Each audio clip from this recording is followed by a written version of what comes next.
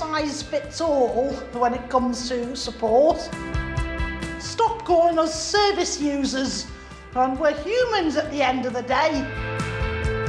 It's about keeping personalisation front and centre.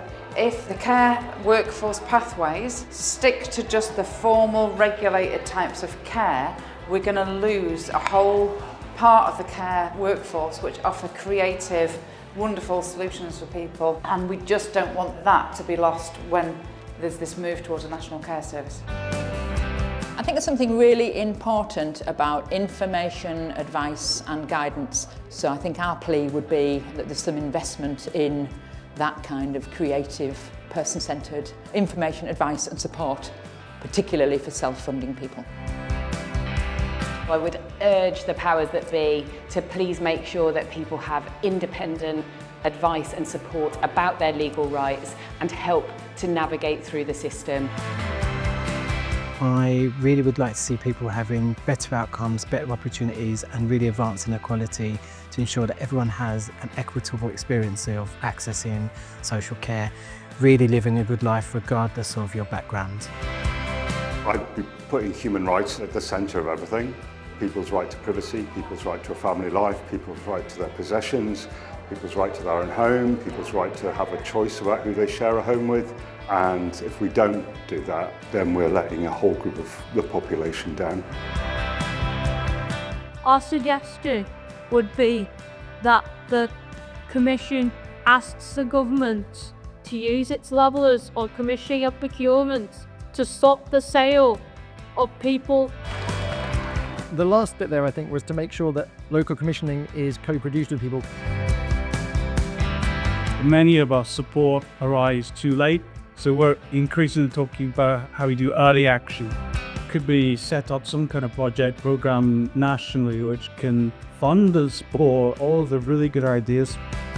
To rethink that whole means-tested co-payment for people who are still living in their own homes particularly. It discourages people from getting the support they need until too late very often. We dismantle commissioning and procurement. Local authorities then invest in helping people who are either sub-funders or have access to the direct payment and the support to manage at budget in whatever format that works for that individual. Really values-driven commissioning, working alongside people, communities and local voluntary sector organisations to drive change locally that makes a real difference to people's lives. Number one, to make positive and effective changes in the way we provide the benefit to the people that we support. The government should be able to, at least as much as possible, to increase the funding.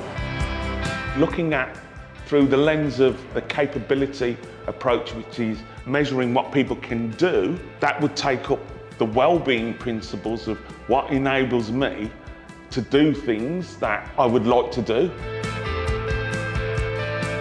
We find self-advocacy is very important and it doesn't get highlighted a lot.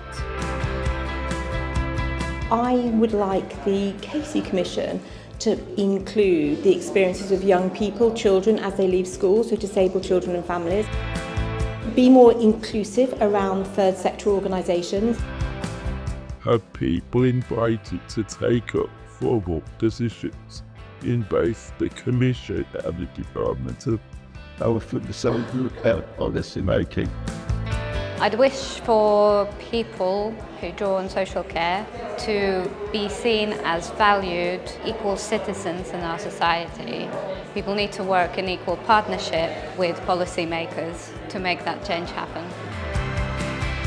I'd suggest that we're not just seen on our own in isolation, that we're seen as part of something bigger and that we've got a role and a purpose and something to contribute. And I think we fit so nicely with the voluntary sector. Wouldn't it be great if we could be seen as people who contribute to that with the gifts, skills and passions of people who draw on our support, our staff, and also us as organisations and not-for-profit organisations who can be part of the difference in communities and in local neighbourhoods.